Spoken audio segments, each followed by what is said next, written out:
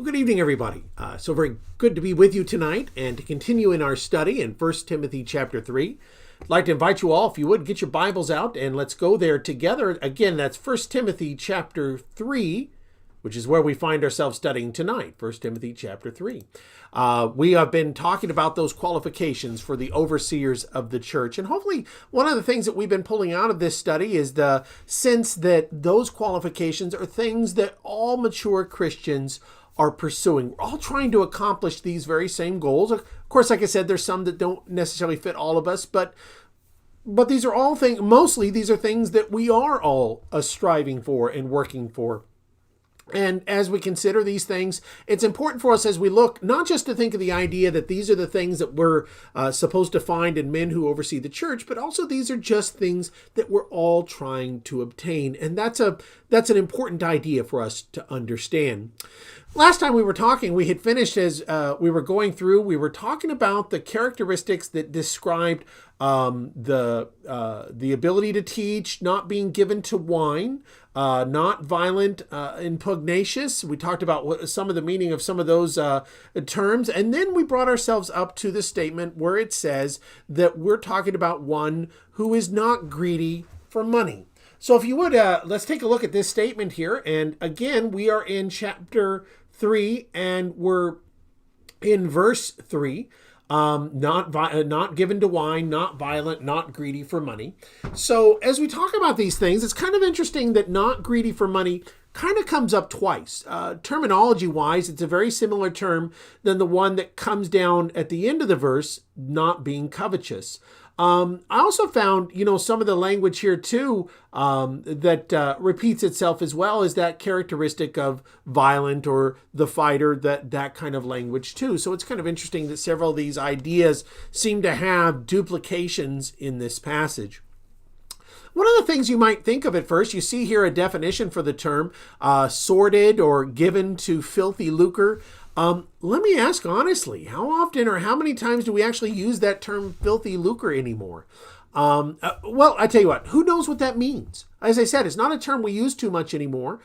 So maybe for a lot of us, we're kind of pondering, well, what exactly, filthy lucre, what exactly does that mean? And it really defines this characteristic. And, I put down the word covetous, but as I said, it kind of stumbles over itself since we see that word repeated again at the end of the term, at the end of the passage. But you tell me, what does this term filthy lucre mean? What is this terminology here that describes the idea of being this way? So here I've got Teresa saying dishonest gain. Rob says vulgarity and swearing. Well, Rob, I would say that if somebody says, you better knock off that filthy lucre, I'd probably assume they were talking about the way I was talking. But lucre comes from the same word as lucrative. Like if something is lucrative, it has the value or the ability to make money. So filthy lucre, you guys are all grabbing it. Is Stephen Root says dishonestly gained wealth. Very good too. Dishonestly gained wealth, illegally gained, Debbie suggests. What I think is kind of interesting about this is the terminology. We kind of think of a dishonestly gained, but maybe it's or illegally gained. But really, what if it's just not gained in a way that's fair or honest? Can you think of ways that we can make money that maybe are legal? In other words, they're not breaking the law, but maybe they're not upright or honest or fair. You have any thoughts about that? Kind of important because this is something that all of us are to aspire to. All Christians are to aspire to the idea of avoiding this. A little later, he's going to talk about this for deacons in chapter 3 and verse 9. Lisa, perfect. Lisa gave us a great example. The first one I thought about, gambling. Debbie thought of it too. Gambling is a fascinating thing to consider because gambling is very much a concept of filthy lucre. In other words, you're taking something from someone, which amounts to a theft. It's a theft by consent, meaning, in other words, they've allowed this to happen because because of the sense of the wager, but you're still taking it from them. You're stealing from them with their consent. We want to be clear. That's the issue with gambling. I was talking with someone recently who was asking me, well, is like working on the stock market, or, even to the degree somebody could say is being a farmer where you're hoping for a good return for what you've invested. Is that sinful gambling? Well, it's not sinful. The sin of gambling is that you're taking something from someone and they don't necessarily want to give it. You're stealing it with their consent. So that's why gambling falls into this category very firmly of being a filthy, a dishonest gain. Now, Debbie Root grabs another one. She says, what about using your position for gain? That'd be a great example. And by the way, Debbie, you're kind of even thinking about why in particular an elder and a deacon would be susceptible to that temptation maybe. So that's a very good analogy of what a dishonest gain might be. Somebody, and it might even stray into illegality like taking bribes or things like that. But the idea that somebody's using their position to their profit in a way that's dishonest, that's really good. Gambling, lottery. Stan brought up another good one. Stan says misrepresenting something for sale. And Stan, we can kind of broaden this to say, there's a lot of business practices where we might be selling something that we knew wasn't, everything we claimed it was, or, you say misrepresentation. That's just such a broad idea that really would fit nicely a lot of different things. I think we're all familiar with the idea of the businessman whose sole goal is to make a sale and maybe sell somebody something they don't need, right? That would be a good example of that idea as well. Stephen Root throws out perhaps just the idea that loves money more than the soul of others goes with reputation. Now, Stephen, I kind of think that's what the second use of the idea of covetous is in this passage, because the second word that they're going to use to describe this, and this is the word at the end of this verse, describes the idea of a love of money. And so, Stephen, I think that really is a good point. Lamar makes this statement. Lamar says, in their time, there were many false teachers who would do many things for financial gain, and it could be a temptation for anyone who did not hold firmly to God's truth. So Lamar, I would say that that's probably a universal, that it's very easy for someone to manipulate faith and religion for profit. I tell you what, I think that's one of the chief things about false teachers. We're told by the Apostle Peter in 2 Peter chapter 2 that their God is their belly. That one of the things that motivates a false teacher is the profit that they received. And of course, it's not just money, but the money being one of those chief characteristics, that it's the profit that they receive that motivates them, the power, the prestige, whatever it might be. So Lamar, when you say, here's the idea of a false teacher, I would just say that's probably universal. That's probably a consistent truth all through time, that religion and faith, and even faith in God, faith in Christ, has been something that has always been manipulatable by people without scruples in order to create positions of power and wealth. Wealthiest corporation in the world, well, this isn't exactly true, but one of the wealthiest corporations in the world is the Catholic Church. And yet, I found it fascinating. A couple of years ago, the Pope came out and made a declaration of what a sin it was to be rich and not to share your money with others. And I thought, boy, if that's not the ultimate act of hypocrisy, the president of the richest corporation in the world is telling everybody else to give their money away. I don't know what is. So good points. So Linda Van Fleet makes a statement about money that's not earned. Now, I will say, Linda, I struggle on that idea too. I was thinking of that earlier, but I also thought, that wouldn't necessarily preclude like the idea of an inheritance, or, Jesus uses the idea of finding a fortune. Sometimes people are just very fortunate in things that they go. So I think not earned may or may not fit in this category well. And I like that idea of not earned, I think one of the most terrible things that people have is a great desire to make their wealth without working. And I think that would fit into this nicely. Grant brought up a good one, lying on taxes. And lying or being dishonest on your taxes is really a great thing to consider, especially since I've known a lot of Christians that, they're upright people, but when it came to taxes, they kind of felt like it was acceptable to be less than honest on those things, to be less than forthright on those things. And, I think of a lot of examples of, times where that very thing has happened. And, like I said, whatever it is, sometimes people feel like, well, I would never lie to another person, but they might not have a problem lying to the government. And it's still a good example of these things. Teresa says, there's a passage that says the elder is worthy of payment. Teresa, that's 1 Timothy chapter 5. We haven't come to that yet, but it's talking about the laborer is worthy of their wages, and you wouldn't muzzle the ox that treads the grain. So that's an interesting observation. So if they wanted to be an elder for this reason, it would fall into this category. So, very interesting. Yeah, if somebody wants to be an elder because they see the paid purpose of that. Now, Teresa, here's maybe the question to throw back at you. We're going to see that very same term thrown for a deacon. And I think there's probably, and maybe somebody would debate this, so maybe I'll be careful to say it, but I think there's probably an authority to pay a deacon as well. But we also think of the idea of paying a preacher. And I would suggest that in our... in the way American churches are we traditionally pay the preacher and not the elders or deacons or anyone else.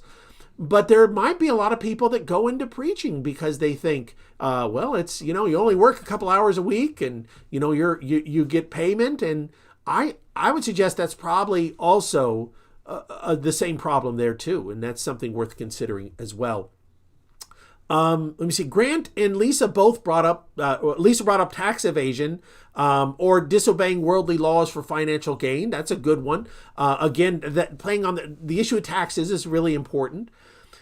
Teresa says, I think of Matthew the tax collector who had a legitimate job, but with no restriction on what he could charge for gain, which is why the Jews hated them. Teresa, that's interesting because you also think of like Zacchaeus, who was very diligent to make the case that he wasn't the guy that did that. And yet it must have been so prominent and so common that he felt like it was necessary to defend it, whether he'd been accused of it or not. So agreed on that. Sherry is reminding us how many years ago Oral Roberts made the proclamation that he had, and Sherry, I don't remember, was it like a dream or a vision that he had, and God had said if he didn't raise a certain amount of money, he was going to die. And boy, Sherry, you're bringing it up because I feel the same way. If that's not the example of the things we're talking about here, somebody who's fleecing the flock, so to speak, I don't know what is. That's a great example. Oral Roberts was certainly a false teacher and was certainly somebody who, his lifestyle, the way he behaved, demonstrated what motivated him to those decisions. Stan brings up this statement. He says, well, it could mean that you put on a show of not having enough money in the hopes of others giving to them. Well, that's an interesting observation, Stan. It is kind of a thing that maybe somebody puts that on like that. So that's an important idea. Linda says greedy might also mean not willing to share what they have with others. Linda, let's hold your thought there because I think that might go even better with this next terminology towards covetousness that's used, the idea of the love of money, that they might love money more than other people. I think that would fit that really well. And then finally, Rob is reminding us that this was Judas. He betrayed Jesus for money. We remember the Bible says that he took money from the collective treasury. He was pocketing money. He was stealing it. And when the opportunity came to betray Jesus, he did that too. And that's just a really profound, significant thing for us to think about. But great comments, everybody. I really appreciate that. You helped me to flesh this idea out too. And like I said, this is something all of us need to think about. The idea that we're all supposed to put aside this idea of a pursuit of wealth by dishonest or less than reputable means. And it's a temptation. It's a temptation all of us might be faced and forced to examine sometimes, and it really can be a struggle. And, Lord willing, we're able to overcome this struggle, all of us. And we can see, like, going back to what Debbie Root said earlier, why it might be the case that in particular, a person who's an elder or who's a deacon would be particularly susceptible to these things. Let's go to the next one. as we continue on, he uses this terminology here, gentle, whoops,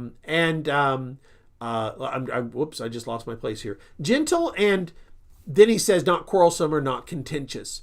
So gentle, the term here, implication, mild, gentle, moderate, patient. I'm mindful of the words that are spoken in Philippians chapter 4 as the Apostle Paul is talking. Let me read this to you. He says, let your gentleness, it's the same word, let your gentleness be known to all men. So all Christians are called to be somebody who's gentle, who's patient, who's meek and mild. And of course, when you think of meekness, you think of Christ, who was the very model of meekness. Now, one idea maybe to kind of put forward with this idea is that this is not at all a characteristic the world thinks is very remarkable or worth noting. They're not going to make many movies about the guy that, lets other people pick on him because he's patient. And, we like to see the movie of the tough guy that stands up for himself and pushes others around. And yet it's very clear that kind of person isn't someone who's been called to do this particular work. That this is calling somebody who can be patient. They can, they don't, I would suggest the next point is going to say not lose their cool. And that would be, to me, some of the same idea of being gentle. And I can see how these terms are side by side, why that is. That the idea of being somebody who's not, who doesn't get upset, or, who's able to, to patiently correct somebody. You might consider some of the words that are found in 2 Timothy chapter 2, where he talks about, patiently correcting others that they might repent. I see Teresa's got a comment here. So Teresa says, patient doesn't give flip answers or get annoyed or impatient easily. And what I kind of think is interesting there is that, Teresa, it's kind of like, you said something kind of interesting there, Teresa, and it kind of reminds me or makes me think of the idea that sometimes people just aren't very thoughtful about how they talk with others, and they can be offensive, or they can be obstinate or hurtful because they just don't have enough care. Now, by the way, I think that sometimes we say things and they're not well received and they weren't meant to be that way, but I'm not talking about that. But I would say that sometimes we're just not thoughtful of how our words are received by others. And I would say that all of us can struggle with this one from time to time, that we just may not appreciate that we say something that's just not, very sensitive to the need of the moment. Now, I'd be careful to say, as I said, I suggest everybody's going to probably cross into something because of an absence of total understanding, a miscommunication. But the idea should be perhaps, and tell me if you disagree, that this is somebody who that's not a characteristic of them. If they say something and it was hurtful or harmful, that's not the norm. That's an exception, and you'd be surprised that they said it. So that's what I would suggest is really what we're seeing here. Here's a great statement. Lamar says, gentle carries the idea of being quick to pardon failures and not holding on to wrongs. I really like that a lot. Quick to pardon failures is a fantastic description of what that is. The idea that, somebody who wants to look, to let something go. And I think it's an important characteristic. The desire to forgive, perhaps, might be another way to say what Lamar is saying. And they're not holding on to wrongs. They don't have grudges or grievances. They let things go. And that's a fantastic description, I think, of gentle. Stan throws out the idea of having our speech seasoned with salt. And that's an interesting statement, Stan, because of course you're quoting Paul from what I just forgot. Was it Ephesians or Colossians, Stan? I just mixed my two books up in my mind. But Paul makes the direction that we should have our speech with grace seasoned with salt, that we might know how to answer others. I've always been mindful of the idea that salt preserves, and how it is that we're mindful of the things that we say. Just a lot to that statement that are really important here. It is important to the idea that somebody we're talking about puts on that Christ-like attitude of meekness, And to that end, I think it kind of fits nicely to the next point, that they're not a braggart or a boaster or somebody who's, full of themselves as well. Lisa makes this statement. She says, well, being able to approach wrongdoings with gentleness and patience. And that's it, right? I know that, in the past, I've seen some men, some people that were in positions where within the church, to approach sin, and their kind of desire was, they saw the sense of the purity of the church accomplished by just getting rid of anybody or pushing out anybody who was weak. And that was kind of their vision for success in the church, that by, putting out those that were weaker Christians, that were spiritually immature, that they could accomplish a firmness within the church.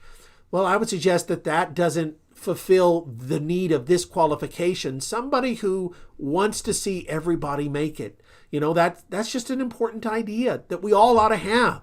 If we want to achieve a church's success and its soundness by utterly driving out anybody who, as I said, weak or spiritually immature. There is a time, we know church discipline has to happen sometimes, even to the degree that we have to cut somebody off.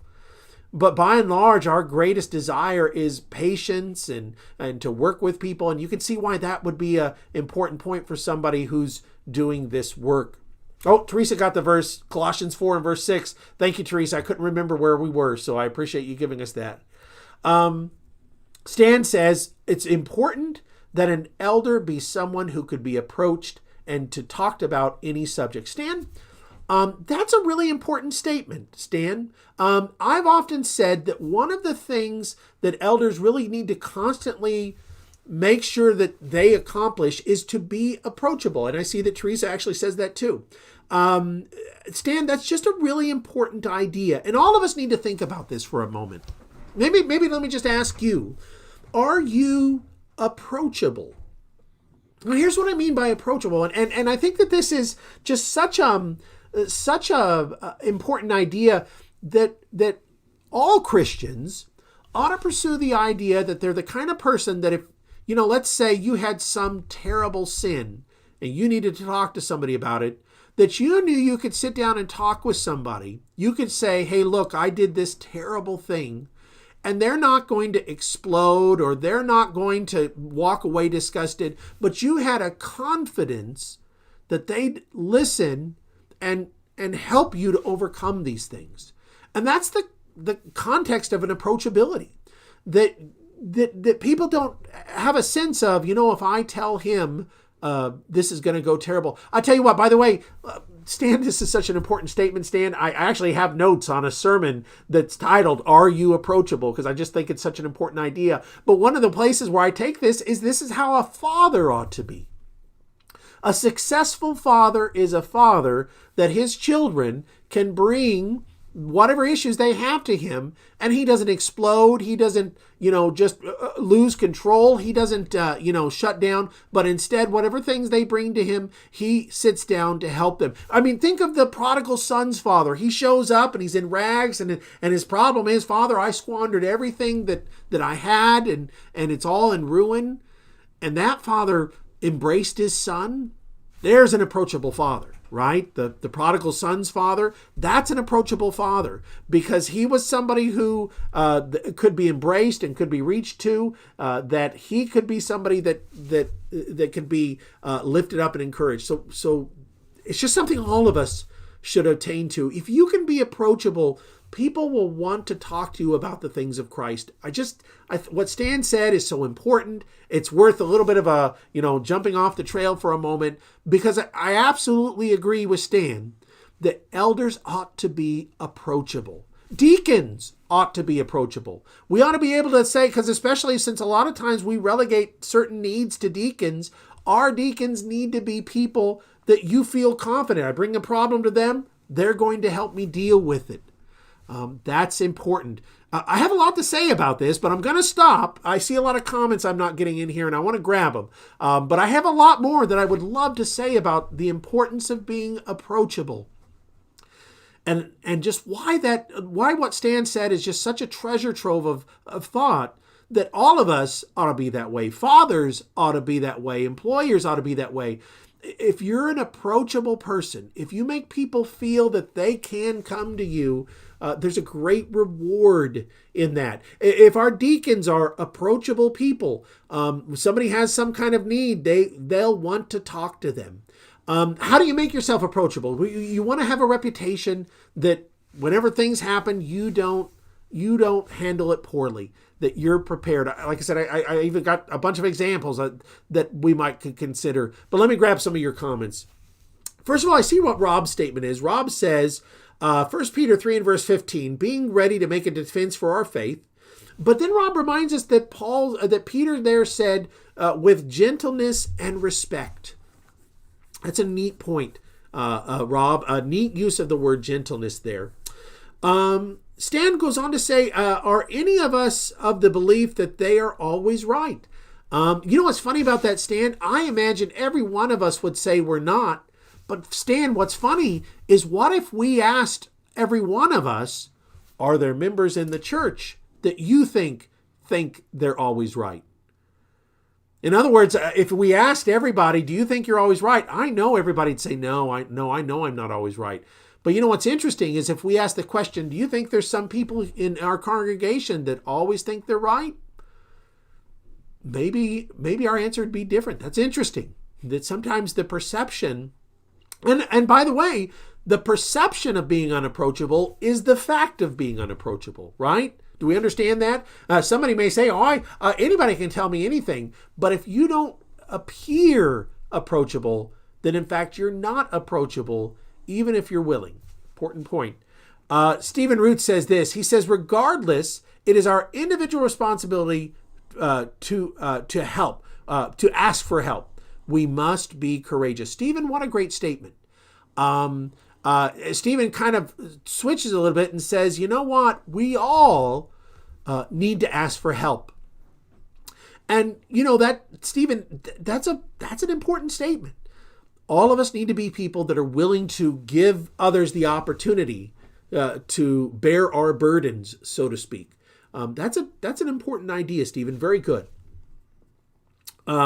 Sherry says that ability there, or Sherry, I assume you're saying approachability, defines God our Father. And what a great point. You know, the fact that our Heavenly Father, who is inapproachable as far as his glory, has done everything he can to make himself approachable through the works of the gospel. What a great comment, Sherry. I appreciate that.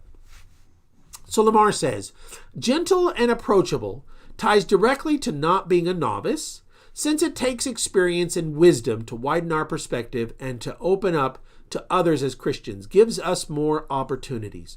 You know, Lamar, I will share one thing because that really strikes a chord with me. I can remember many, many years ago, somebody came to me once, not being a preacher, just they came to talk to me and they said, you know, Brian, they were struggling with an issue of drugs. And they kind of made the comment, Brian, well, have you ever struggled with drugs? And in Lamar, I'm ashamed to say my instinctual reaction was, no, I've never had that. Are you kidding? You know, I put on kind of a tone of a disgust about it. And I instantly realized I had mishandled that situation, that kind of gut reaction of, I'd never do that. Really kind of made that person not want to share much more with me. I've always regretted that, and I've learned from that. I've always made a commitment to myself, I won't do that again. If somebody tells me something, even if it's something terrible, I'm not going to react to it. I'm going to listen to what they have to say. So you're right, Lamar, it really does feed into the idea of being a novice. I can see that very point very plainly. Oh, Sherry adds to her point. She says, no matter how bad we are, we can go to the Father. Sherry, that's the prodigal son father, right? That's why that figure is God in that story. And I dearly love that story. So thanks for kind of, I have to thank Stan for this. Thanks, Stan, for kind of throwing that out there so that we could kind of chew on this for a few moments. Because, boy, I just think that's really profitable. I think all of us ought to ask ourselves, am I approachable? And then we ought to say, what can I do to make others see me as approachable? And again, that's just such a valuable attribute that we can have for one another. Just something we really all ought to dwell on and think about. That's just something really great. The next point here, as we consider these things, is the idea of being not quarrelsome, but peaceable. Now, how does this contrast with the term that's used earlier? Remember, we talked a little bit before, excuse me, when he talked about not somebody who's not violent. Some translations say pugnacious, pugilist, the fighter. I would say that this speaks more to the idea of a person's emotional or their behavior. It's kind of interesting how this is defined because the word is amachos. And, it's where we get the word macho, right? The machismo, macho, those are terms that are related to each other. We still use the term, somebody's a really macho guy, What does that mean? He means he's really tough. He's really, aggressive and things like that. And so I really tie this as a term that's reflecting on gentleness. The idea that they're not somebody who is, who's antagonistic.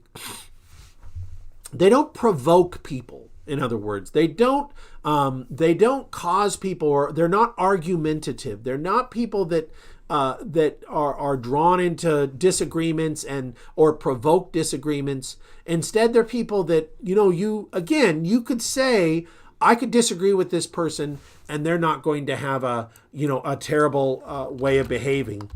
I mentioned before 2 Timothy chapter 2, one of the passages that you might consider there, verse 24, the servant of the Lord must not quarrel. That's the same term, but be gentle to all.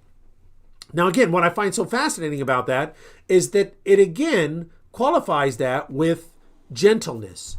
That this idea is that this is somebody who doesn't create, the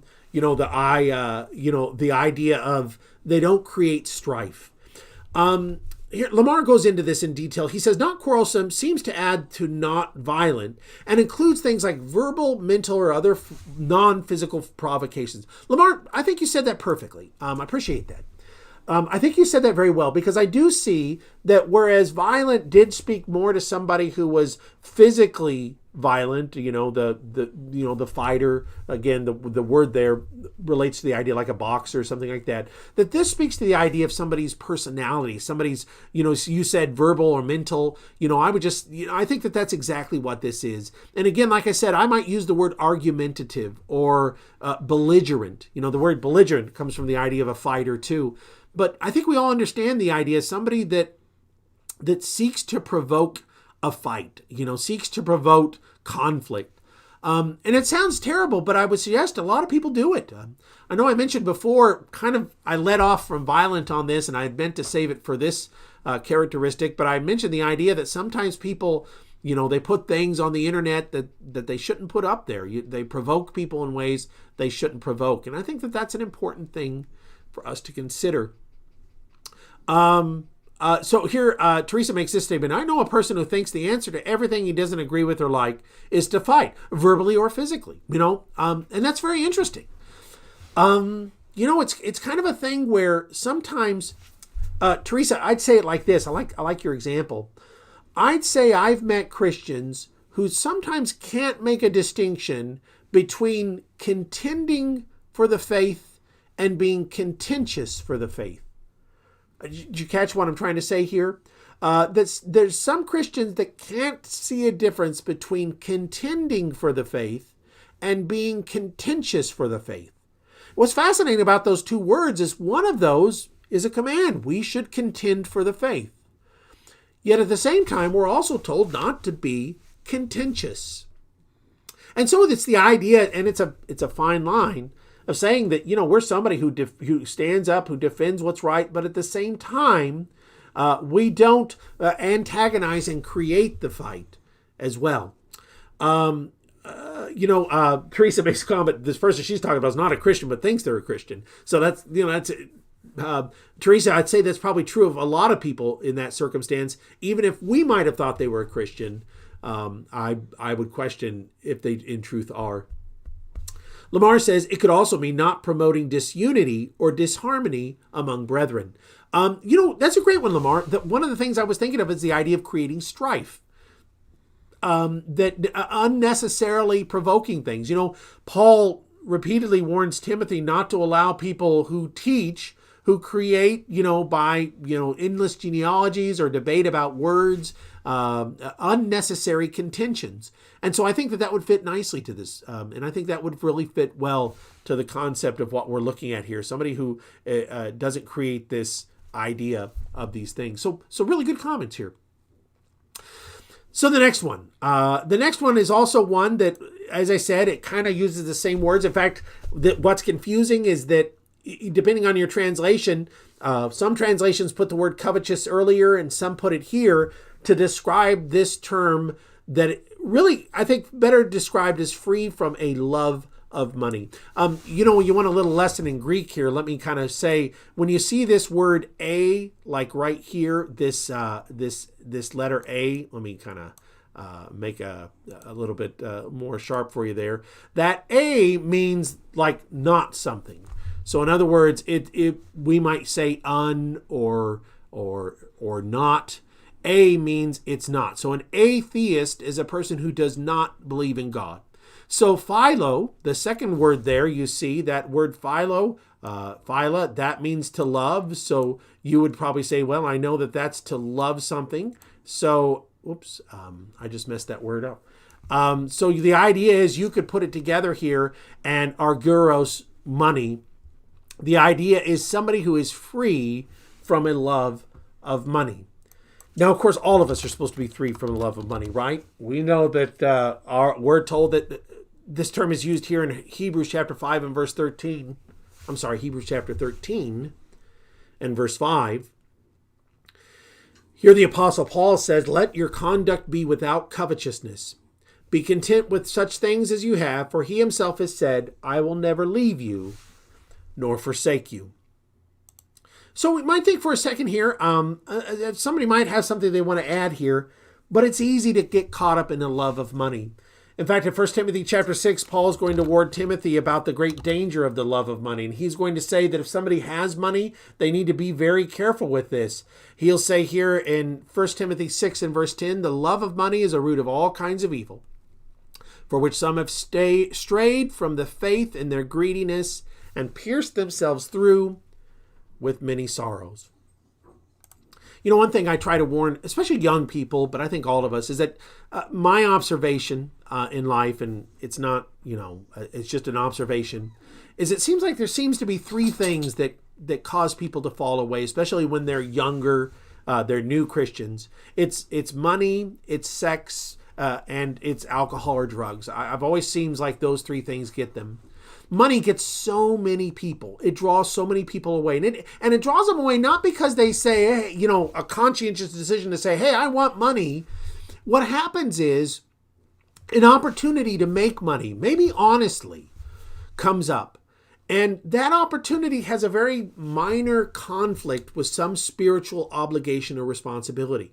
In other words, this job pays me really great, but it's going to move me to a place where there's no brethren. And maybe there's some excuse somebody comes up with that. Well, I can be the church or things like that. Maybe they just start working more and more and they can be less and less a part of the worship and the work of the church. And what ultimately happens is people so often just can't get out of that loop. Pretty soon they're making money and they feel like they can't live without a certain amount of money, so that whenever that loop, that snare is triggered and it catches them and they have to make a choice between the money and being spiritual, they find they can't give up the money. Money is a very deceptive thing. The Bible talks about the deceitfulness of riches a lot. And I think a lot of times very good people, because they, again, it's the idea you start making money and you start feeling like you need to make money. And pretty soon it comes to making a choice between the things of God and the things of money. And you lose out. All of us need to think about being free from a love of money. Here's Lamar's statement. He says, men desiring to be an elder should be motivated by a love for God and his people and not material things. Linda kind of made that point earlier, right? When she was saying, that you should love, the brethren more than your money. You ought to be able to share those things, and that people that you are unwilling to share, it was kind of a neat observation, might speak well to these qualifications.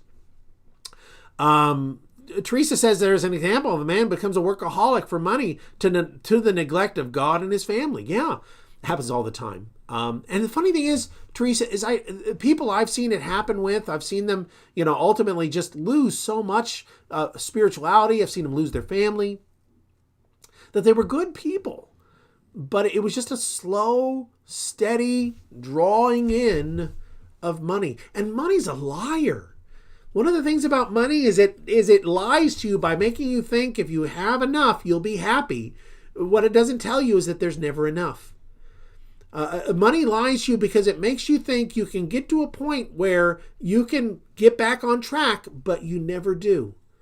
The Bible constantly warns us about the deceitfulness of riches. And it's just an important thing for us to consider. All of us need to consider. But I always say, especially to our younger people, you're looking at jobs and careers, be mindful of how deceitful money can be. Never take a job that's going to take away from your spiritual development. Never take a job that they ask you to do things that you find questionable. Because once you do, the deceitfulness of riches has you in its snare. And when you try to get away, that snare closes in on you and you feel like you can't. Stan says, what would our children say was the most important thing in our life? That's a good question, Stan. That might be a great way for a man to consider if he has a family. If your children were to look at you, what would be the most important thing of your life? It reminds me of a movie I saw, a year or two ago. Maybe some of you saw it. The name of the movie was Overcomer. And it was a fictional story, but in the story, this coach, I think he was a football coach, he had lost his position teaching football, and it just ruined everything about his life. He was just so unhappy about it. And finally somebody said, it's too bad you love football so much more than God. And he was shocked. He said, well, that doesn't seem to be true. But they said, because, losing this has utterly wrecked you. And the story was the idea of kind of like the rich young ruler, that you lose something that's important to you. How important it is to you is reflected in how well you're able to take losing it. And that was a really important point, I thought, in that movie. Linda makes this statement. She says, covetousness doesn't always refer to money. David coveted Bathsheba. Well, Linda, you're right. You think of the idea of covetousness. The terminology here is specifically to money, but you're right about covetousness because remember the 10 Commandments, not to covet your neighbor's wife, not to covet your neighbor's possessions. So the concepts of covetousness apply not just to money, but to things, it's another description of lust. It's wanting to possess something that belongs to somebody else. So that's a great point too. Oh, Lindsay takes us over to Proverbs 30 and verse 8. And this is the prayer of Agur, right? That's a great point, Lindsay. The prayer of Agur, he says something I think is profound. He says, keep deception and lies far from me. Give me neither poverty nor riches. Feed me with the food that is my portion, so that I will not be full and deny you and say, who is the Lord? And then he goes on to say, nor should I be poor and steal for my bread. It was interesting because he kind of makes the point to say, if you're rich, you forget about God. But then he kind of says, if you're too poor, maybe you're tempted to do things that you wouldn't normally do. And you might add to that covetousness as well. But it's interesting that the more affluent a society is, and maybe this is even Lindsay's point in quoting us this passage, that the more affluent a society is, the less spiritual or the less interested in spiritual things it becomes. In fact, I would say that the number one reason it's hard to talk to people about the gospel in the United States is we're just too well off. And oftentimes that being really well off is what prohibits us from seeking more spiritual things. That's just a really great point. Stan makes the statement, how valuable are our children or family? Is it possible we exchange these things for money? And that really is a great point. We really are about at our time. And the next one is one that I want to spend a few minutes talking about. I say that we spend a few minutes talking about all of these. I really appreciate you guys always bring up such great comments. I'm really grateful for that. There's a lot of times you bring up things I haven't thought of, and I'm really grateful for that too. And I'm mindful, if I had to pick one tonight for all the good things, I'd love to talk more about the approachability and how we all ought to strive to being more approachable. I really appreciate that one. But all of these things we've brought up are really important. Again, how many times does the New Testament warn us about the dangers of loving money? And we're going to spend a lot more time on this in 1 Timothy chapter 6 and the dangers of being wealthy and well off. Something that the Bible and the New Testament spends a lot of time warning us about. So it's certainly something that we ought to consider. But for now, we're going to kind of wrap up here. Again, a lot of great things for us to consider. Things you put into practice, right? How is it that you behave yourself? Are you a person that causes strife or stirs up problems with others? Are you somebody that, you are subtly being drawn away and deceived by wealth and the desire for wealth? Are you somebody that knows you can work more on being approachable? I think all of us, being approachable is something all of us can strive to have. These are all things that we can all work on to improve ourselves and make ourselves for good things. Lisa says, I feel covetousness needs to be talked about more. Or am I just confused? No, Lisa, you're right. And Lisa, what we're going to do in chapter 6 of 1 Timothy is we're going to spend a lot more time on this, because in 1 Timothy chapter 6, Lisa, I'm going to have to bring it up because I just think it's such an important idea. The Apostle Paul is going to spend some time talking about godliness with contentment. And he goes on in verse 9 to say that the desire to be rich, you're going to fall into a temptation and snare, and a lot of different things that will destroy a lot of people. So Lisa, you're right. It's worth it for all of us to think a little more about the danger of covetousness.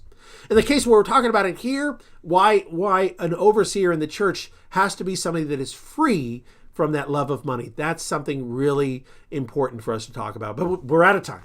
So we'll pick up here next time talking about the next point, one who rules his own house well. A little bit of, debate on some of the meaning of the idea of the parallel in 1 Timothy chapter 1, or in Titus chapter 1, where Titus talks about faithful children. Hopefully we can at least get some good ideas about what it is that the Word of God is calling us to understand in these things. I'm so very grateful, though. You guys had some great comments tonight. Just really helped me out with things. And y'all have a great week. God bless you all.